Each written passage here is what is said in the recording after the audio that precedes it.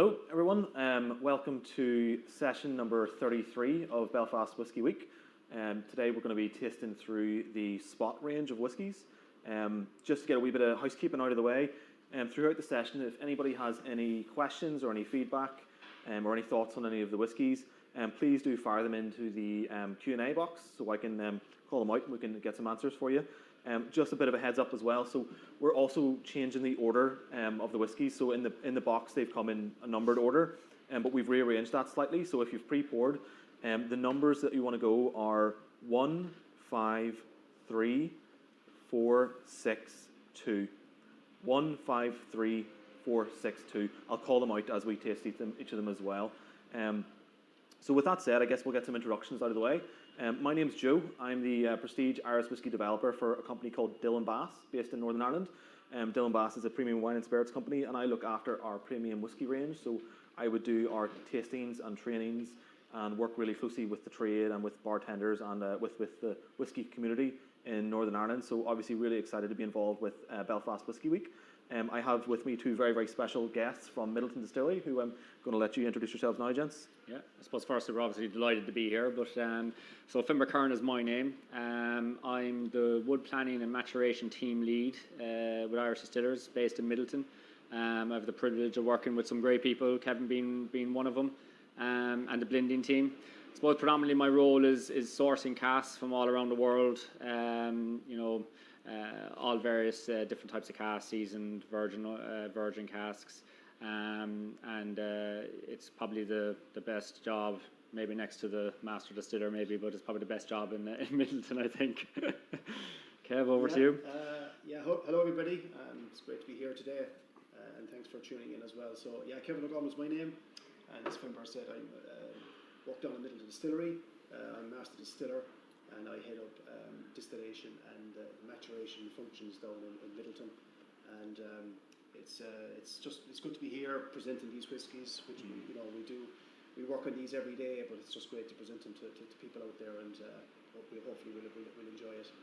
Just a little bit about Midleton, maybe first of all. Midleton Distillery was founded in 1825 by the Murphy family down in Midleton.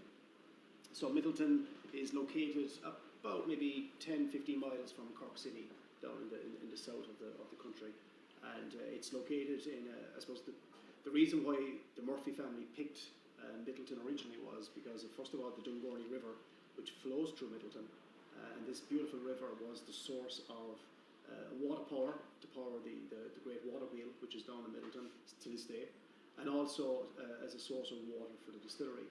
And they also picked the site in Midleton because of the wonderful soil and cereal growing land around the Midleton, Munster, South Leinster area.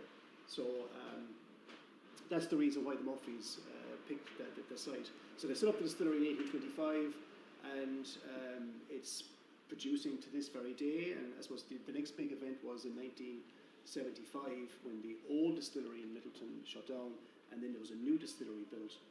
And basically what happened there was the distilleries of Jameson and Bow Street in Dublin, the Powers distillery from John's Lane, that they all moved down to Midleton, and all the distillate was produced in Midleton, and it is to this day. And we produce a range of whiskies: Jameson, we have Powers, Method of Madness, the Spot range, which we're going through here today, and also of course Midleton itself. So that's really the Midleton Distillery. Great place to work. Fantastic. It's a fantastic place. Just a little bit, I suppose, before we get on to the whiskies. I know people are keen to get tasting as soon as possible. A little bit of history of the Spot whiskies, just to start with, I suppose, to set the scene for people.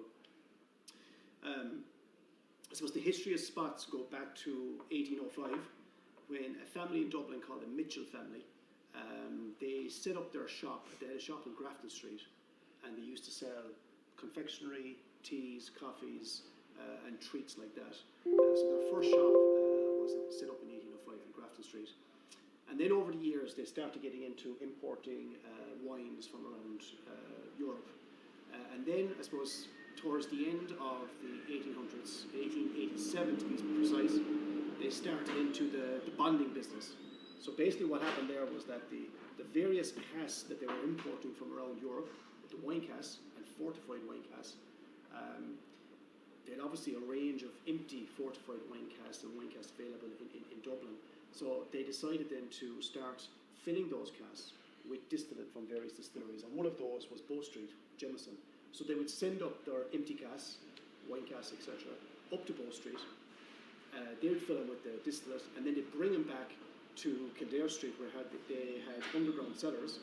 And then they used to mature the whiskey in those cellars and leave it there for many, many years. Over time then, what developed was a practice of actually putting a dab of paint on the casks to indicate the aging potential. So, for example, 7 years blue spot. So if the cask was destined for a 7-year age, it would get a dab of blue paint. A red spot would be obviously 15 years, a dab of red paint. Yellow spot would be 12 years. And then your green spot, which is 10 years. So each cask or each whiskey type would get a dab of paint to indicate its aging potential. Hence, that's what how the name came about, and it's here to this day. So I suppose an incredible history down through the years, and a great collaboration between Mitchell's and Irish Distillers. So I suppose we work very closely with the Mitchells. It's a wonderful collaboration. I know Robert and Jonathan really well. Lovely guys, yeah. Yeah, really good. And a lot of the line extensions and a lot of the whiskies that we brought back over the years have really been done in collaboration with the Mitchells in terms of recipes and styles of whiskey.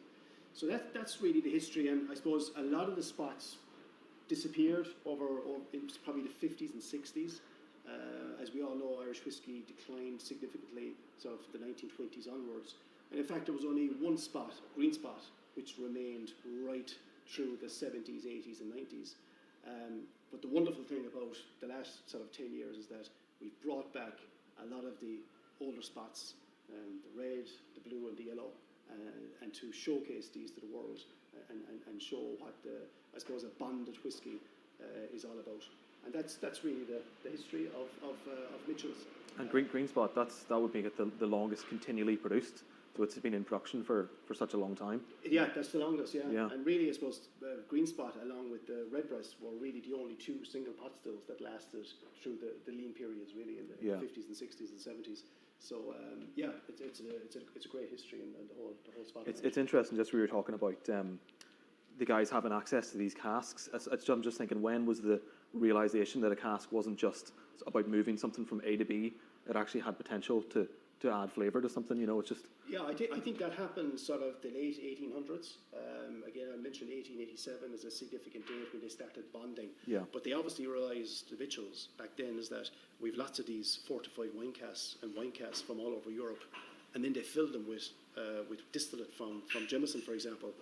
And I'd say quickly, within a number of months, they realised the flavour profile that they were getting from the wine, from the fortified wine, and that really started the whole process of bonding whiskey and Mitchells and Spots. Yeah, and that's how whiskey was traded pretty much in Ireland right up until 60s, I think, still.